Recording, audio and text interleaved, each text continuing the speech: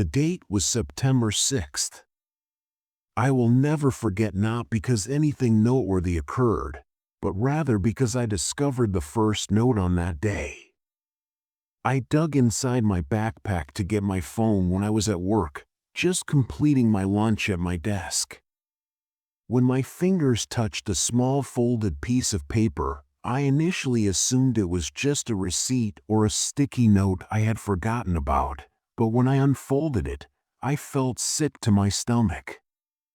I looked around the office and scowled, wondering if someone had placed this in my bag, which had been sitting next to me all day. I looked at the back of the note, hoping for some sort of explanation, but it was blank, so I crumpled it up and threw it in the trash, telling myself it might have been a prank. But the following morning, I saw another one. "Why did you throw it away?" Whoever was leaving these notes was watching me. I emptied my suitcase in an attempt to find anything else, but the more I thought about it, the worse it became. Before leaving for a meeting, I put a small piece of tape over the zipper. If someone opened it, I'd know. An hour later, I returned to my desk and checked that the tape was gone, and inside my bag, a third note stopped looking. My hands trembled as I shoved the note deep into my pocket. I wondered who could have done this, a coworker or someone on the bus. The problem was that my bag never left my sight, meaning whoever was doing this was getting close enough to touch it without my knowledge. This realization made it impossible for me to concentrate on my work. The person who targeted me and got close enough to touch my bag didn't want me to find them, so this wasn't a prank. I felt like my skin was too tight the rest of the day, and every sound in the office felt sharper, every cough, every chair scraping the floor, every voice too near my desk. My mind was racing about how I had been careful and kept my bag zipped close to me at all times. The only time I left it unattended was during that meeting, but it was in my locked office, and when I returned, the note was inside, indicating that whoever was doing this had access to my office. Whoever was doing this was near me, possibly even watching me right now. I forced myself to act normally, with no sudden movements and no panicked glances over my shoulder if they wanted me scared. I left work early because I couldn't stand to sit at my desk any longer. When I got home, I threw my bag on my bed and began going through every pocket, zipper, and lining. Then, I discovered something at the bottom of my bag, hidden under my wallet, which I hadn't noticed before. A fourth note, which I unfolded with shaking hands, asked, "Why are you ignoring me?" I texted Matt, "I need to ask you something," and he replied, "Do you remember anyone touching my bag today, Matt? How? What do you mean me just telling me at work? Did anyone get close to it?" A few minutes went by before he replied, "Matt," but I didn't understand why I hesitated. I didn't want to explain over text, so I'll tell you in person, Matt. Yes, you were all right with me. I don't remember that night, but I checked my apartment door twice before turning in for the night. I also made sure I could hear if someone tried to touch my bag by keeping it zipped up and placed it on the nightstand next to me. I spent hours staring at the ceiling, my heart racing, waiting for something, and when I finally felt exhausted, I checked my bag first thing in the morning. Before I even opened it, I knew what I would see. I took out another letter, dread rising in my gut, and I felt a sudden cold. "Don't tell him." They were advising me not to threaten me because they were aware of Matt and knew I was going to speak with him. My hand shook as I shoved the note deep into my pocket. This wasn't just someone messing with me anymore. This was something else, something worse, and whoever they were, they weren't done yet. I sat frozen on my bed, gripping the latest note so tightly the paper crumpled in my hand. Don't tell them they knew. Whoever was doing this, whoever had been slipping notes into my bag, they knew I had talked to Matt. And that meant one thing: they were watching me. I didn't go to work that day. Instead, I sat in my apartment, blinds shut, bag zipped tight, thinking I had to be careful now. If they knew about Matt, they could no more. Had they been watching for days, weeks longer? I grabbed my phone and checked my call history, my messages, even my search history, looking for any sign that my phone had been compromised. Nothing, but that didn't mean I was safe. I needed to be sure. That afternoon, I stuffed my bag with random junk, old receipts, loose change, a pack of gum, anything except what I usually carried then. Before leaving the apartment, I slipped a tiny tracking tag into one of the pockets. If they took my bag or went through it again, I'd know. And if I could figure out who they were, maybe I could finally end this. I met Matt at a diner across town, somewhere I'd never been before. I waited until we were seated in a booth far from the entrance before I finally spoke. "I think someone's been messing with me," I said. Matt frowned. "What do you mean?" I took a deep breath. Then I told him everything: the notes, the way they kept appearing, how whoever was doing this knew my schedule, knew about him. When I was finished, Matt leaned back in his seat, rubbing his jaw. "Okay," he said slowly, "that's seriously messed up, but do you have any idea who it could be?" I shook my head, paused, and said, "I don't know, but I'm going to find out." Matt's eyes narrowed. "You're not thinking of doing something stupid, are you?" I'm not sure why, but I forced a grin in my pocket. That night, I kept my hand on my phone, waiting for the tracker to go off. I checked the app every few minutes, and my luggage remained unattended in my apartment. I began to worry that maybe this would be the last night they returned, or that whomever it was had finally stopped at precisely 3:12 a.m. My breath caught as the tracker moved, and I sat up in bed and stared at the computer. The dot had left my apartment and was now slowly making its way down my street and toward me. I had little time to react when I heard a gentle, purposeful knock on my front door.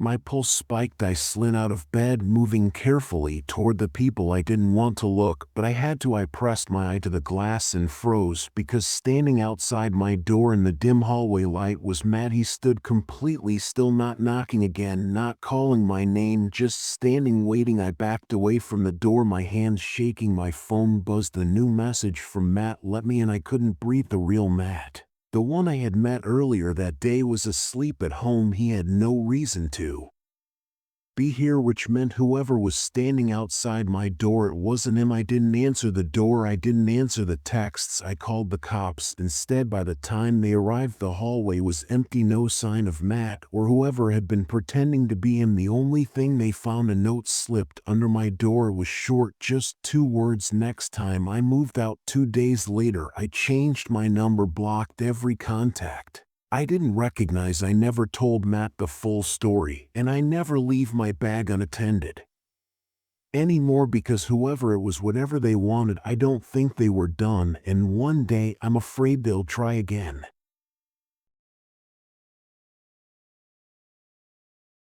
I almost disregarded the message when it arrived, since I had a hard day at work and was too tired to do much except lie down on my sofa and aimlessly browse through my phone. When I got home, social media was a complete mess, and my group chats were humming, when I got a text from an unknown number saying, "I know what you did." I scowled at the screen, my thumb hovering over the message, which was only 5 words long and lacked context. At first, I thought it might be spam or an incorrect number, but something about it made my stomach knot, so I read it again. "I am aware of what you did, but I hadn't done anything lately or in the past. My life wasn't fascinating enough for secrets. I probably simply played a practical joke when I locked my phone and threw it on the coffee table while shaking my head." But a few minutes later, I received another message that made me feel cold. You can't ignore this forever. I grabbed my phone. My hands were clammy as I wrote a response, but there was no response. I kept an eye on the screen, hoping the typing bubble would show up, but it didn't. Every time I closed my eyes that night, I kept thinking about the text, who sent it, and what they meant. I thought it was probably just a prank, but something about it felt too specific and purposeful to ignore, and by morning, there were no new messages. After a minute, I turned off my phone and let out a breath. Perhaps it was just someone playing a practical joke on me, and perhaps if I ignored it, they would stop, but I couldn't get rid of the feeling that someone was watching me, and worse, they believed I had something to conceal. My phone remained quiet, so I attempted to ignore it. Perhaps the sender realized they had the incorrect number, or perhaps they were bored, but the unpleasant sensation persisted at work, and I continued checking it without receiving a response or an explanation. By midday, when my phone buzzed with a new text from the same unknown number, "Lying won't help you," I was just beginning to calm down, thinking maybe I had overreacted. I almost dropped my phone, so I took a deep breath and typed back, "I don't know what you're talking about this time," and the response came right away, "Yes, you do." My stomach having been twisted, I glanced around the office and became very aware of my sir. Was someone watching me? Was this someone I knew? I scanned the number again, but it was still unlisted with no name or information, and my heart was racing. I had two options: ignore it or explore further. I decided to delve further. I typed, "If you know what I did," hit send, and stared at my screen, heart hammering the three dots that appeared. A few seconds later, the reply arrived, and I felt ice in my veins. I had never met this person before, but they were acting as though I had been here before, as if I had done something wrong, and now they wanted to meet. I spent the rest of the afternoon deciding what to do. I could ignore it, but what if they didn't stop? What if they had more than just words? I could call the police, but what would I say? By the time I came home at 7:15, I was really agitated after receiving a vague allegation via text.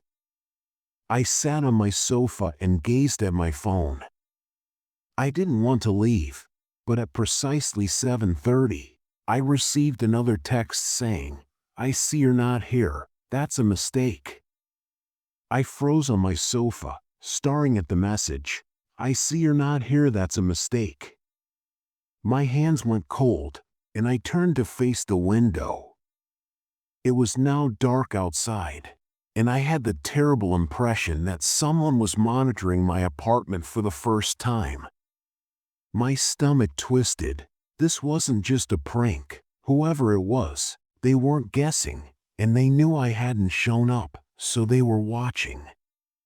I forced myself to breathe, thinking I wasn't going to respond, and I moved toward the window as quietly as possible, peeking through the blinds.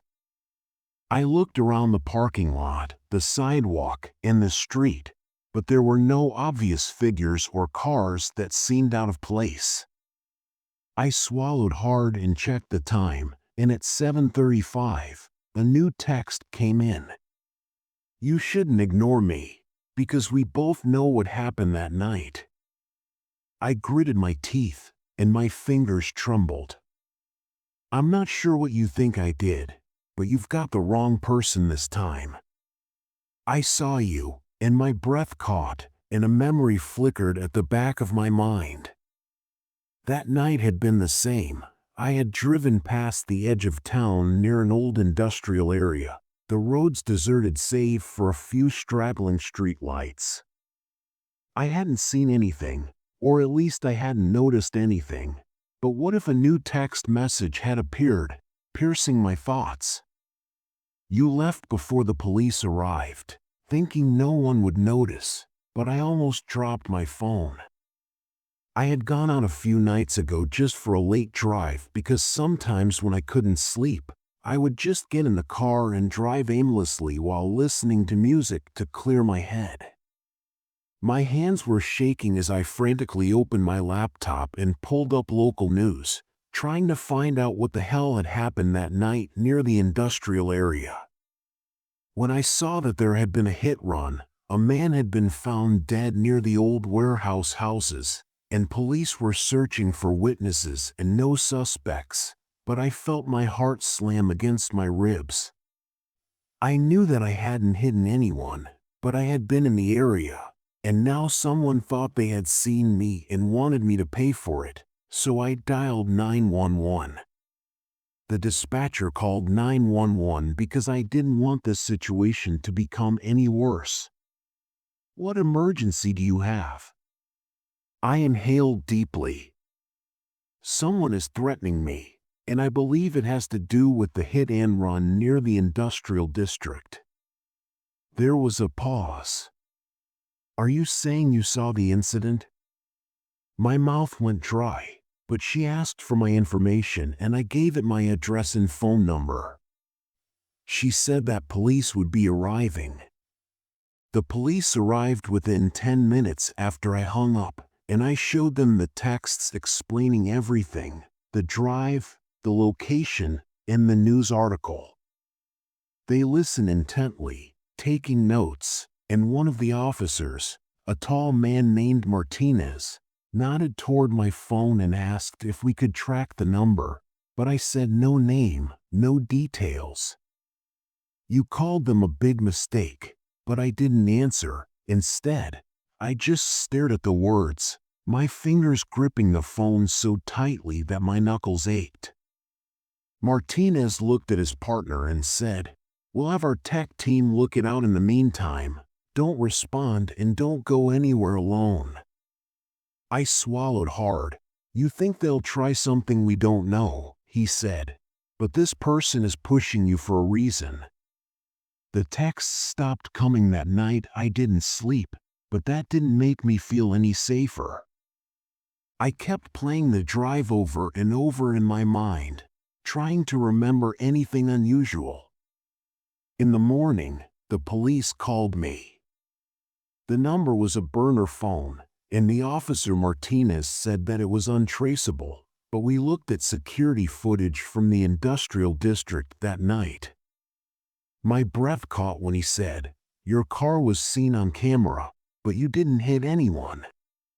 I was relieved, but he went on, "Why? But someone else did."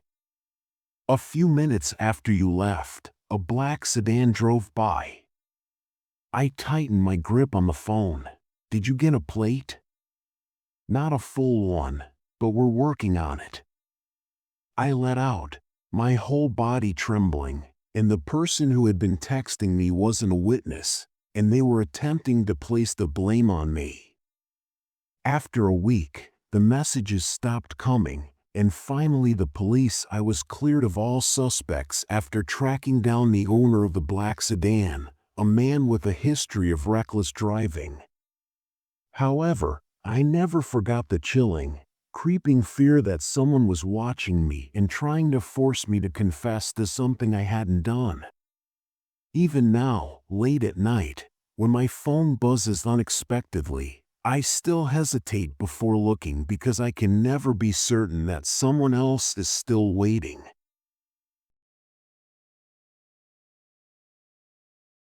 I normally keep my pockets empty and don't keep napkins in them since I'm not the kind of person who throws things away and forgets about them. As I reached into my jacket that night and felt the crumpled paper, I paused, pulled it out, and slowly unfolded it, my brow furrowing as I smoothed it against my palm. It was a napkin stained with ink.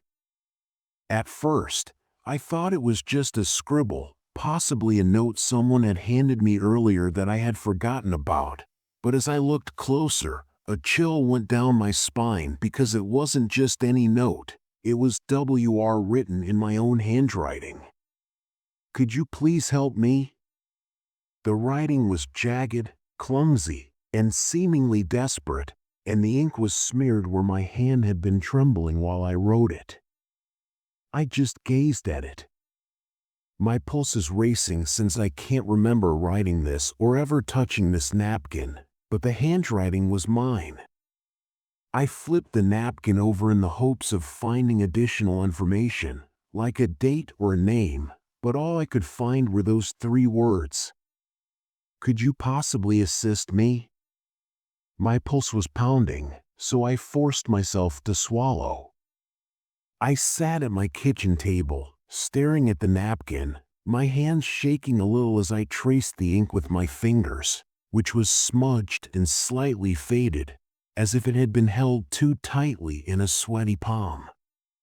I felt dizzy, as if I were trying to remember a dream that was just out of reach, and no matter how hard I tried, I couldn't remember writing it. That was the thing that frightened me the most. My days follow the same routine: work, home, supper, and bed. I don't forget things or lose track of time.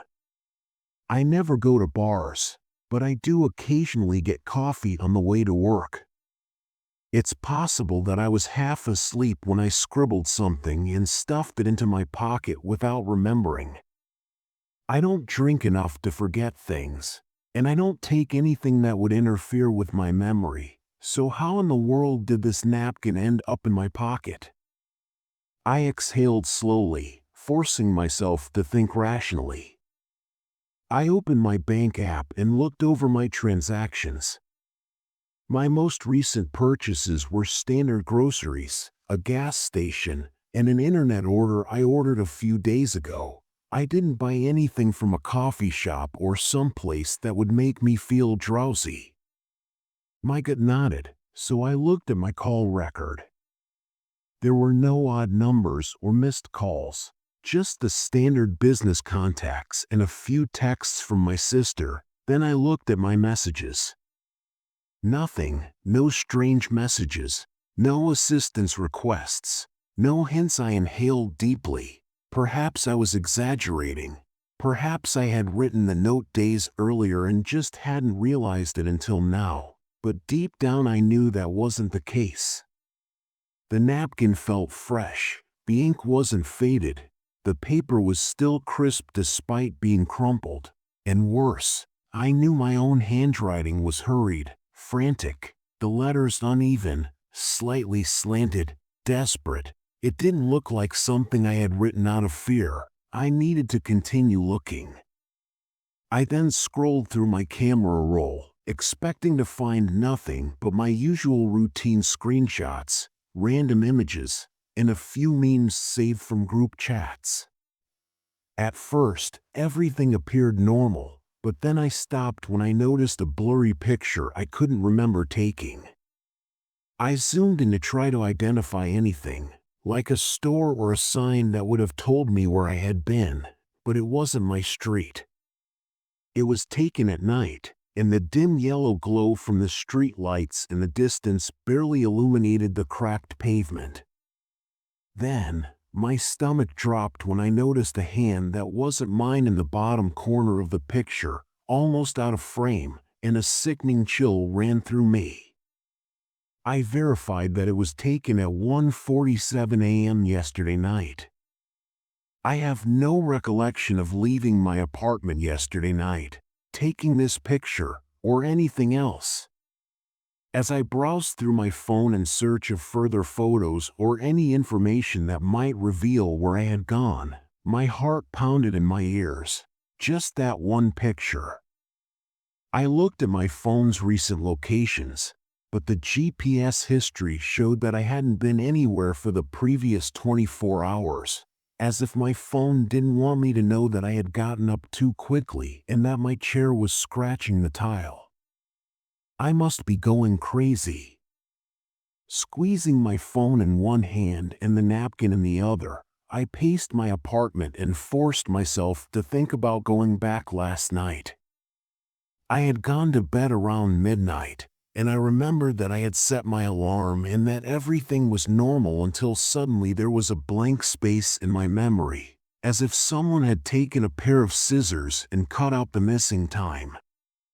I felt lightheaded. My breathing came in short, shallow bursts, and then my phone vibrated and sent a text from an unknown number you shouldn't have looked.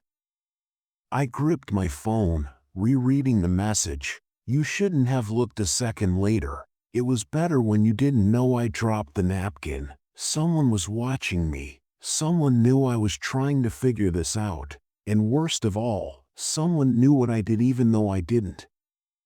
I stared at the screen, my fingers frozen, and a lump formed in my throat as a second message arrived. This wasn't just paranoia, though. I compelled myself to move, locking my front door and double-checking the deadbolt. I checked all of my windows, even the little one in my bathroom, which was locked. I wanted to keep my composure, but my thoughts were racing. What if they were outside, watching me right now? I paused before checking the peephole, but the hallway was empty, so I returned my focus to my phone. As I studied the computer and wrote out a response, my fingers shook. Who is this? The typing bubble emerged, vanished, and then reappeared with my heart racing. I clenched my hands as I tried to remember, and then a flicker of the smell of damp concrete street lights passing overhead footsteps, my own moving quickly, and then a voice not mine, someone else's low urgent. I sucked in a sharp breath, my eyes snapping open. I held my breath as a new message appeared. You asked for help. My stomach twisted, so I typed, but got no response. I then scrolled back up to the photo I had found on my phone, which showed a dark street with blurred street lights and that hand in the corner. Had I been trying to leave myself evidence? The night air hit me like a slap. The streets were too quiet, and I checked my phone for the photo's timestamp 147A. I had been there on that street and I hadn't been alone, so I had to return. I couldn't just sit in my apartment waiting for another message. I needed to see the place with my own eyes. Instead, I grabbed my keys, jacket, and shoved the napkin into my pocket. My fingers gripped the wheel tightly as I drove through the city. I knew the street from the picture, and as soon as I turned onto it, I saw that it was a narrow road lined with crumbling warehouses, the kind of place where people didn't go unless they had to. I parked and let my breath out in the cold air, and even though the street was empty, I had a gut feeling that I wasn't alone. I walked slowly, scanning the sidewalk, the curbs, and the alleyways between buildings, my heart thumping, when I noticed a crumpled napkin on the ground. The ink was smudged, but I was still able to read the words written in my own handwriting. A shiver ran up my back. I had previously visited this place and left a note for myself, but a rustling sound behind me made my blood run cold. My heart slammed into my ribs as I abruptly pivoted. A guy in black clothing stood at the alleyway's edge, his face partly hidden by the shadows as he observed me. I stepped back, gasping for air, and said, "Who are you?" He didn't respond, so he grabbed something out of his pocket. I prepared a phone and a weapon, but as he entered the low light, I saw that he was holding a crumpled napkin with my handwriting on it. My stomach turned, I felt lightheaded, and the world seemed to be tilting slightly as I muttered, "What is this?" His voice was firm and deep, and I suddenly recalled the running and the dread. The murmurs and realizing that I wasn't the only one attempting to flee. I had pleaded for assistance, and someone had responded. The guy handed out the napkin and said, "I got your note." His eyes were as dark and worn as mine, and he added, "You were trying to warn yourself." I glanced at the napkin in his hand for a while, then down at the one I had previously discovered in my pocket, which had two messages. Two cautions, two individuals. Although I was still unsure of what had transpired that evening, I was certain that I had not been alone and that whatever we had been fleeing was still ongoing.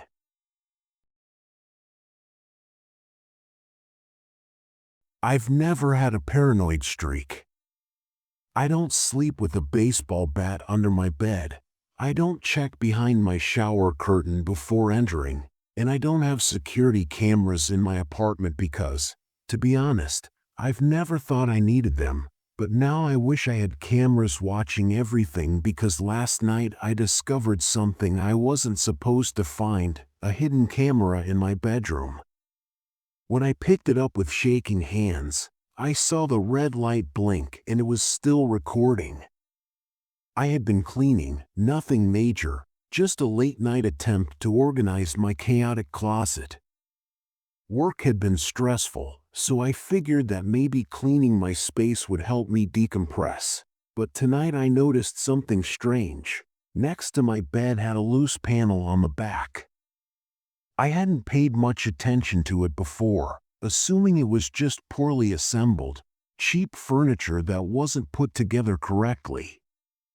To my astonishment, when I pushed it with my fingertips along the edge, it moved, not just slightly, and burst open, revealing itself securely nestled within the concealed gap was a small black device that I initially thought was some sort of charger or adapter that I had forgotten about.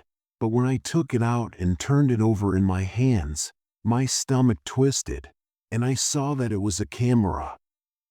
It was no larger than a matchbox, and it had a single glossy lens that stared back at me like an unblinking eye. I felt my pulse pounding in my ears as I turned it over, looking for a label or brand, but all I could see was a smooth black surface with one small detail, a small red light that was blinking. I almost dropped it. I sat on the edge of my bed and stared at the camera, my mind racing, trying to figure out how long it had been there, who had placed it, and what the hell had they been watching.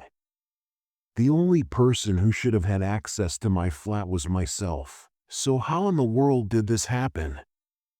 I live alone, have no roommates, partner, or landlord who shows up unexpectedly.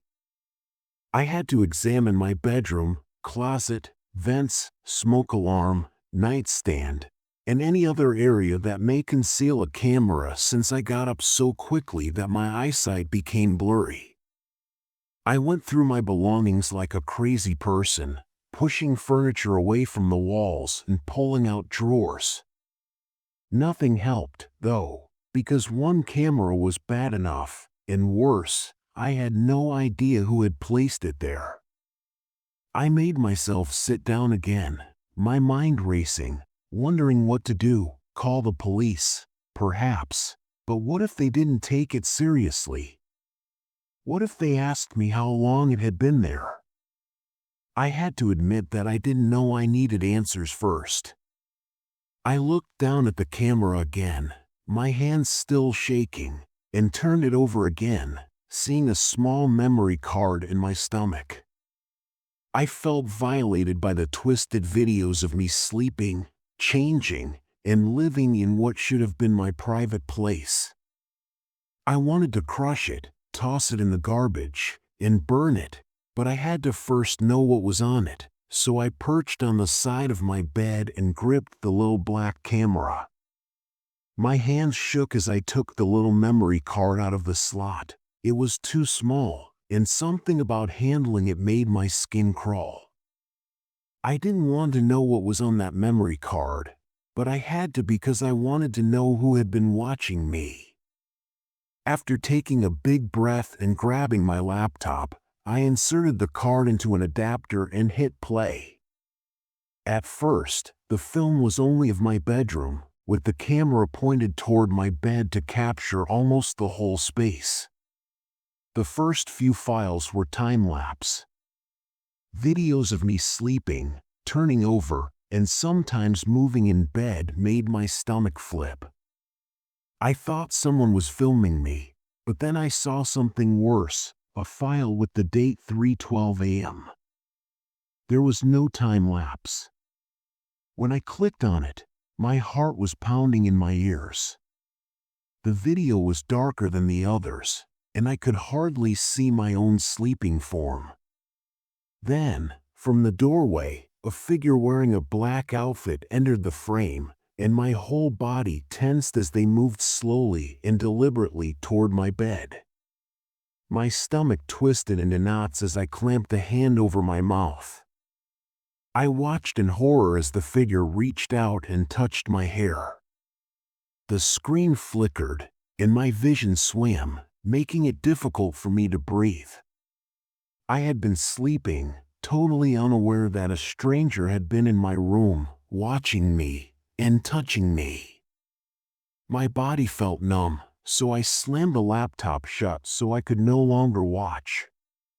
My legs wouldn't work, and I felt trapped because if they had been in my room earlier, who's to say they weren't here now? I forced myself to stand and my knees felt weak as I grabbed my phone and dialed 911 while my fingers were shaking.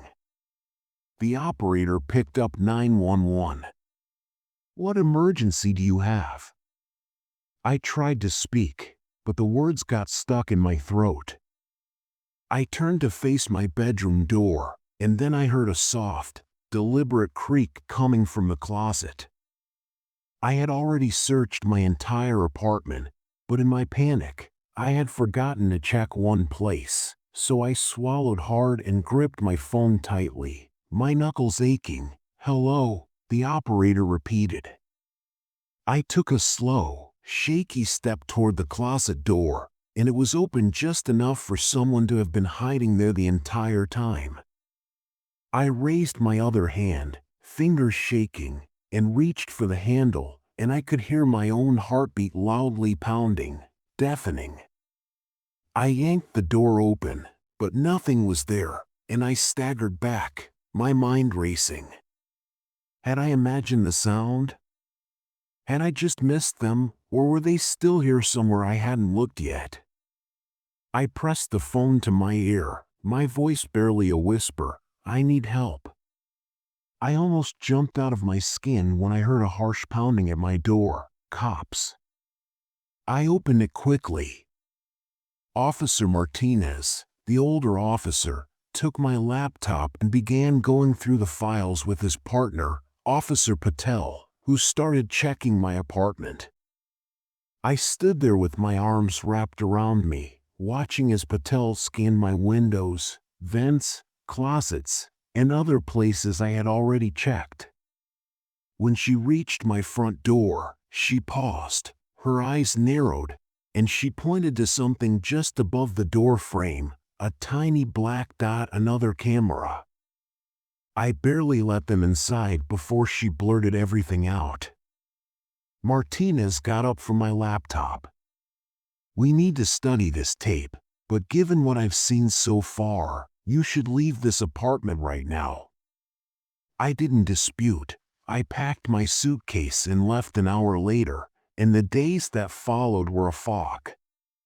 I stayed at a friend's place while the police investigated. They found 4 more cameras hidden throughout my apartment, one in the smoke detector, one inside a vent, another inside a power outlet. Whoever had been watching me had done this before, but the worst part, they never found him. The locks hadn't been tampered with. There were no signs of forced entry. Whoever had been inside my apartment had a key, and even though the police checked every camera's recording, every file on that memory card, they Never caught his face, he always stayed in the shadows watching, waiting, and just like that he was gone. I never went back to that apartment. I moved across the city, started fresh in a new place. This time I picked an upper floor unit in a building with secure entry. I installed my own locks, put up security cameras that I checked every morning. For a while I thought I was safe. Then last week I got a call from the detective assigned to my case. We traced where the cameras were transmitting. He said my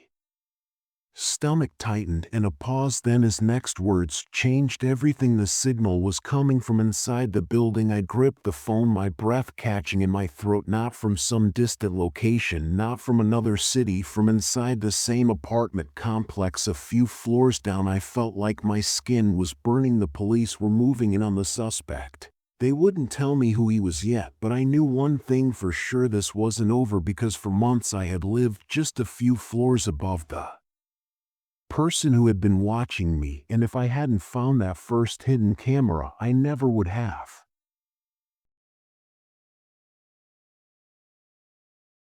When I stepped out of the shower and noticed the yellow sticky note on my bathroom mirror, I was more confused than afraid, because it was stuck right in the middle of the glass and was written in messy, uneven handwriting. I frowned and wondered why I hadn't put it there, because I've never been the type to get scared easily. I live alone in a small apartment and I like it that way. No roommates to deal with, no unexpected noises in the middle of the night, just me and my routine. I was certain that I didn't even own sticky notes. How did it get there? My front door was still bolted, the bathroom door was shut, and there were no windows open. Despite my instincts telling me not to, I turned around after staring at the message and saw nothing but the empty bathroom with the water still flowing behind me. I stood still in the bathroom, the door still locked, but I couldn't get rid of the uneasy sense that someone was watching. The message hadn't been there before in my shower, and my flat was empty. So how in the world did it get there? My breath was coming in short, rapid spurts. After swallowing hard and forcing myself to think rationally, I slowly reached out and peeled it off the mirror, turning it over in my fingers to reveal a blank back. Perhaps I had forgotten, or perhaps I had written it as a joke to myself and didn't remember, but the handwriting wasn't mine, and I still didn't have any sticky notes. I had no idea where it had come from, but a shiver went down my spine. I checked my apartment, every room, every closet, even under the bed. Nothing, no signs of forced entry. My door was still locked, the windows were latched shut. I was alone, so why didn't it feel like it? I tried to push it out of my mind. I went about my evening as usual, but the unease never left. Every time I passed by a mirror, I caught myself glancing at my reflection, half expecting to see something, someone standing behind me. By the time I went to bed, I had almost convinced myself it was just some bizarre lapse in memory, a prank I had somehow played on myself, but deep down I didn't believe that. And when I woke up the next morning, I knew I had been right, because there was another note stuck to my bedroom mirror: "Don't let it." And I jerked upright in bed, my stomach twisting. I grabbed the note, my fingers trembling. The handwriting was the same, messy, uneven, like someone had scrawled it in a hurry. My mouth went dry. Had someone been in my room while I was sleeping? No, impossible. The door had been locked, and yet the note was here. I forced myself to check the apartment again that day. I was unable to go to work, so I sat at my kitchen table and stared at the two sticky notes in front of me. The first note told me not to turn around, and the second warned me not to let it in. So whatever this was, it wasn't over. A terrible thought began to creep into my head. What if there was another note? I stood suddenly, my chair scraping the floor, my heart pounding, and I walked toward the bathroom. I hesitated at the doorway, my pulse in my throat. The mirror was clear, and I let out a shaky breath. Perhaps it was done, or perhaps this was a wait. I carefully turned to face the hallway mirror, fear building in my belly. I had not yet examined it, and as I pushed myself to approach it, my legs felt like lead. My face was pale, my eyes were wide with fatigue, and my reflections were plastered to the glass as they looked back at me. When I heard a third note, my hands shook as I peeled it away, and my eyes searched the words, "It's already inside." I dropped the note, and as I took a shaky step back, my breath came in uneven gasps inside. The warning hadn't been about letting it in, it was already here. I spun around, looking around my apartment, and the living room was empty, the hallway was silent, but something wasn't right. The air felt different, thick, and suffocating, as if I wasn't alone.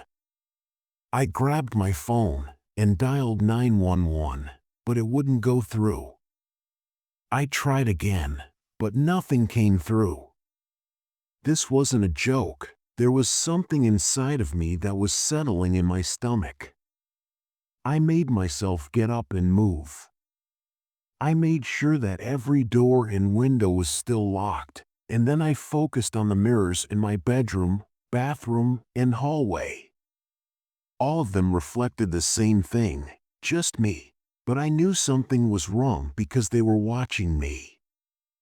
I stood in front of my bedroom mirror, trying to keep my breathing steady, whispering, "Who's doing this?"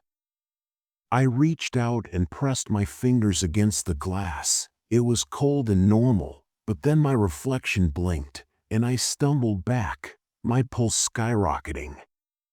The one inside the mirror tilted its head slightly, studying me, and then slowly, deliberately, it smiled a slow, unnatural grin that didn't belong to me.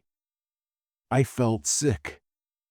My chest tightened as I turned away, refusing to look any longer, but as I backed toward the door I noticed something even worse. The sticky notes, they weren't on the mirrors anymore, they were on the walls, dozens of them stuck everywhere. I turned slowly, scanning the room in horror. Each note had the same 4 words, "Don't let it out." My blood ran cold. This wasn't about something getting in, it was about keeping something from getting out. I turned back to the mirror, but my reflection was gone. Just empty glass. Then a whisper right behind me, "You should have listened." The lights flickered, the air rippled, and then the mirror shattered. I don't remember what happened after that. I woke up hours later, sprawled on my bedroom floor. The glass was gone, the sticky notes were gone, the mirror still there, but the surface was wrong, dark, like it wasn't reflecting light anymore, like it wasn't reflecting anything at all. I packed my things that night and left the apartment. I didn't care where I went, I just needed to go. I never went back. I don't know what I let out that night, but sometimes when I pass a mirror, any mirror, I catch a glimpse of something that isn't me, and I know deep down it's still watching, waiting, and smiling.